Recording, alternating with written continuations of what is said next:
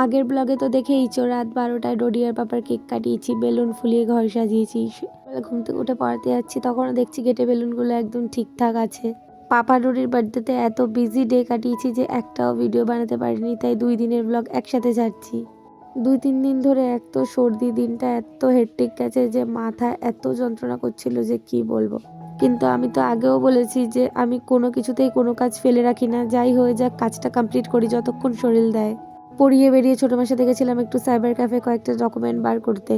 আর এই ব্লু পেনটা দেখো, ছোটোবেলায় এই জেল পেনটা প্রায় সবার কাছেই থাকতো আর এটা তো আমার ফেভারিট।